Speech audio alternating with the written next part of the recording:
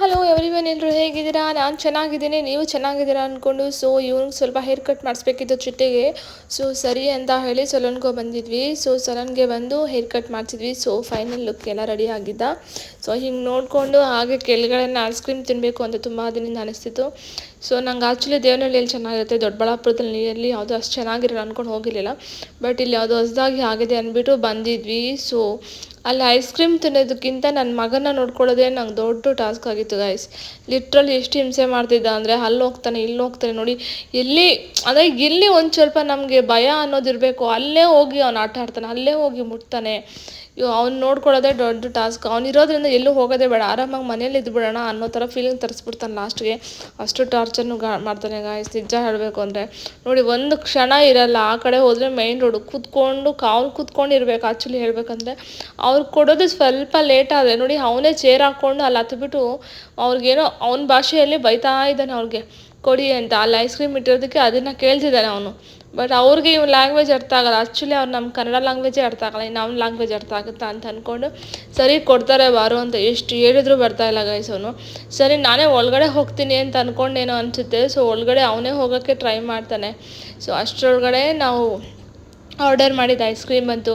So ಸರಿ ಅಂತ ಹೇಳಿ ಅದನ್ನು ತೊಗೊಂಡು ಬಂದು ತಿನ್ನೋಣ ಅಂತಂದು ಮತ್ತು ಅವ್ನಿಗೊಂದು ಖಾಲಿ ಕಪ್ ತೊಗೊಂಡು ಅದರಲ್ಲಿ ಸ್ವಲ್ಪ ಹಾಕ್ಕೊಟ್ಟಿದೆ. ಅದು ಸ್ಪೂನ್ನ ರಿವರ್ಸ್ ಇಟ್ಕೊಂಡು ಟ್ರೈ ಮಾಡ್ತಿದ್ದಾನೆ ಗಾಯ್ಸ್ ಇವನು. ಎಲ್ಲ ರಿವರ್ಸ್ ಆಗ್ಬಿಟ್ಟಿದ್ದಾನೆ ಅವನು. ಹೇಳಿದ್ದು ಒಂದು ಕ್ಲೀನಾಗಿ ಮಾಡಲ್ಲ, ಎಲ್ಲ ರಿವರ್ಸ್ ಮಾಡ್ತಾನೆ. ಸೊ ಈ ವಿಡಿಯೋಗೆ ನಾನು ಸೌಂಡ್ ಕೊಡಬೇಕಿದ್ರು ಕೂಡ ನಂಗೆ ಹಾಗೆ ಅನಿಸ್ತಿತ್ತು. ನನಗೆ ಒಂಥರ ನಗು ಬರ್ತಿತ್ತು ಆ್ಯಕ್ಚುಲಿ ಹೇಳಬೇಕು ಅಂದರೆ. ನೋಡಿ ಆಮೇಲೆ ಓಕೆ ಅಂದ್ಬಿಟ್ಟು ಇನ್ನೊಂದು ಆರ್ಡರ್ ಮಾಡಿದ್ವಿ, ಅದಿನ್ನೂ ಬಂದಿರಲಿಲ್ಲ. ಸೊ ವೆಯ್ಟ್ ಮಾಡ್ತಾ ಇದ್ವಿ. ಸೊ ಸರಿ ಅಂದ್ಬಿಟ್ಟು ಇವ್ನು ನೋಡಿ ಒಳಗಡೆ ಹೋಗ್ತಿದ್ದಾನೆ ಅದು ಇದೆಲ್ಲ ಎತ್ಕೊಂಡು ಬರೋಕ್ಕೆ. ಅವ್ರಿಗೇನು ಅಂತಿಲ್ಲ, ಪಾಪ ಮಗು ಅಲ್ವಾ, ಅವ್ರು ತಾನೇ ಏನು ಮಾಡ್ತಾರೆ. ಅವ್ರು ಏನು ಮಾಡಿದ್ದು ಸರಿ ಅಂದ್ಬಿಟ್ಟು ಒಂದು ಸ್ವಲ್ಪ ಫೋಟೋದಲ್ಲಿ ಅವನದೇ ವೀಡಿಯೋಸ್ ಹಾಕ್ಕೊಟ್ಬಿಟ್ಟು ನಾನೇ ತಿನ್ಸೋಣ ಅಂದ್ಬಿಟ್ಟು ನಾನೇ ತಿನ್ನಿಸ್ತಾ ಇದ್ದೀನಿ. ಸೊ ಗೈಸ್ ನಾನೇನು ಫೋನ್ ಅವ್ನಿಗೆ ಕೊಡೋದಿಲ್ಲ. ಸೊ ಸುಮ್ಮನೆ ಅವಾಗ ಕೊಟ್ಟಿದ್ದೆ ಅಷ್ಟೇ. ಸೊ ಹಾಗೆ ಊರಿಗೆ ಹೋಗ್ಬೇಕಿತ್ತು. ಊರಿಗೆ ಹೋಗೋಕ್ಕೆ ಮುಂಚೆ ಕೆಲಸ ಏನಾಗಿದೆ ಅಂತ ನೋಡೋಣ ಅಂತ ಬಂದೆ. ಆ್ಯಸ್ ಯೂಶ್ವಲ್ ಅಷ್ಟೇ ಕೆಲಸ ಆಗಿದೆ, ಎಕ್ಸ್ಟ್ರಾ ಕೆಲಸ ಏನೂ ಆಗಿಲ್ಲ. ಈಚೆ ಕಡೆ ಈ ಥರ ಒಂದು ಬಾಕ್ಸ್ ಮಾಡಿದ್ದಾರೆ. ಸೊ ಆ ಬಾಕ್ಸ್ ಮಾಡಿರೋದು ಮೇಲೆ ರೆಂಟ್ ಹೌಸಸ್ದೆಲ್ಲ ಪೈಪ್ಲೈನ್ ಬಂದಿದೆ. ಸೊ ಅದನ್ನು ಕವರ್ ಮಾಡೋಕ್ಕೆ ಆ ಥರ ಬಾಕ್ಸ್ ಮಾಡಿದ್ವಿ.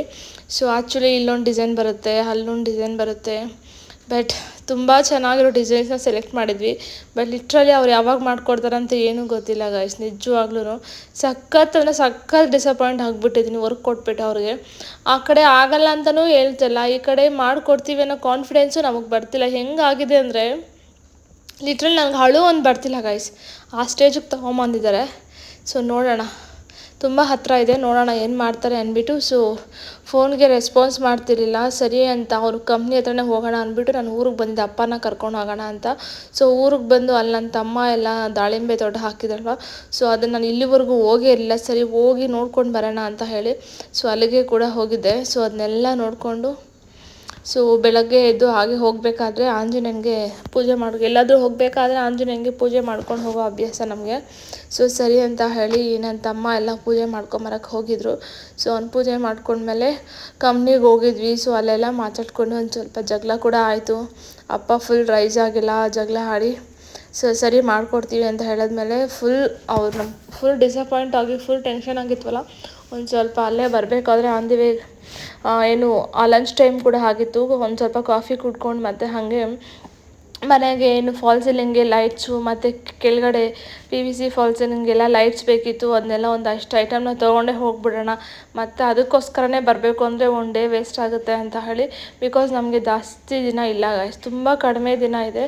ಸೊ ಆ ಕಡಿಮೆ ದಿನದಲ್ಲಿನೇ ಮನೇಲಿ ಮಾಡೋ ಕೆಲಸನೇ ತುಂಬ ಇದೆ. ಸೊ ಅದರಿಂದ ಆದಷ್ಟು ಬೇಗ ಒಂದು ಕೆಲಸಕ್ಕಂತ ಹೋದಾಗ ಒಂದು 2-3 ಕೆಲಸ ಅಟ್ ಎ ಟೈಮ್ ಮುಗಿಸ್ಕೊಂಬರೋಣ ಅಂತ ನಾವು ಅಂದ್ಕೊಂಡು ಸೊ ಇದನ್ನು ಕೂಡ ಮುಗಿಸ್ಕೊಂಬರಕ್ಕೆ ಹೋದ್ವಿ.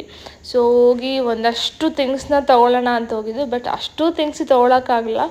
ಸೊ ನಮಗೆ ಏನು ಲೈಟಿಂಗ್ಸ್ ಇಂಪಾರ್ಟೆಂಟ್ ಈಗ ಸದ್ಯಕ್ಕೆ ಫಾಲ್ ಸೀಲಿಂಗ್ ಅವ್ರು ಬಂದಿರೋದ್ರಿಂದ ಅವ್ರ ಕೈಲಿ ಕಟ್ ಮಾಡಿ ಹಾಕ್ಸ್ಕೊಂಬಿಡೋಣ ಅಂತ ಹೇಳಿ ಸೊ ಏನು ಇಂಪಾರ್ಟೆಂಟ್ ಇದೆ ಸೊ ಅದನ್ನು ಮಾತ್ರ ತೊಗೊಳ್ಳೋಣ ಅಂತ ಹುಡುಕಿದ್ವಿ. ಸೊ ನನಗೆ ಅಷ್ಟು ಲೈಟಿಂಗ್ಸ್ ಬಗ್ಗೆ ಗೊತ್ತಿಲ್ಲ. ನನ್ನ ತಮ್ಮಗೆ ತುಂಬ ಚೆನ್ನಾಗಿ ಗೊತ್ತಿರೋದ್ರಿಂದ ಅವ್ನು ಈ ಥರದ್ದು ಬೇಕು ಆ ಥರದ್ದು ಬೇಕು ಅಂತೆಲ್ಲ ಕೇಳ್ತಿದ್ದ. ಸೊ ಅವರು ಕೂಡ ತೋರಿಸ್ತಿದ್ರು. ಬಟ್ ಅವನು ನನಗೆ ಡಿಸೈನ್ ತೋರಿಸ್ತಿದ್ದ. ಲೈಟ್ಸಲ್ಲಿ ಕೂಡ ತುಂಬ ವೆರೈಟೀಸ್ ಆಫ್ ಲೈಟ್ಸ್ ಇದೆಯಲ್ಲ. ಸೊ ಅವ್ನು ನನಗೆ ಡಿಸೈನ್ ತೋರಿಸ್ತಿದ್ದ ಗೈಸ್. ಅದು ಲಿಟ್ರಲಿ ನೋಡ್ತಿದ್ರಲ್ಲ. ಸೊ ಅದು ಆ್ಯಕ್ಚುಲಿ ಯಾರೂ ಅಷ್ಟು ಪ್ರಿಫರ್ ಮಾಡಲ್ಲ. ಬಟ್ ನಾವು ತುಂಬ ರೇರಾಗಿ ಪ್ರಿಫರ್ ಮಾಡ್ತಾರೆ. ಬಟ್ ನನಗೆ ಅದ್ರ ಬಗ್ಗೆ ಅಷ್ಟು ಗೊತ್ತಿರಲಿಲ್ಲ. ಸೊ ನಾವು ಅದು ತೊಗೊಂಡಾಗ ನನಗೇನು ಗೊತ್ತಿಲ್ಲ. ಸೊ ಅವ್ರು ಬಿಲ್ ಹಾಕಿ ಕೊಟ್ಟಾಗ ನೋಡಿ ಶಾಕ್ ಆಯಿತು. ಏನು ಇಷ್ಟು ಕಾಸ್ಟ್ ಇದೆಯಾ ಬೇಕಾ ಅಂತ. ಬಟ್ ಸ್ಟಿಲ್ ಪಪ್ಪ ಒಂದ್ಸಲ ಮನೆ ಕಟ್ಟಿ ಒಂದ್ಸಲ ಗೃಹ ಪ್ರವೇಶ ಮಾಡೋದು ತೊಗೊಂಡ್ರು. ಸರಿ ಅಂತ ಹೇಳಿ ಇನ್ನೊಂದಷ್ಟು ಥಿಂಗ್ಸ್ನ ನೋಡಿಕೊಂಡು ಮನೆಗೆ ರಿಟರ್ನ್ ಆದ್ವಿ. ಸೊ ಈ ವಿಡಿಯೋ ಇಷ್ಟ ಆಗಿದ್ರೆ ಶೇರ್ ಮಾಡಿ, ಸಬ್ಸ್ಕ್ರೈಬ್ ಮಾಡಿ. Thank you.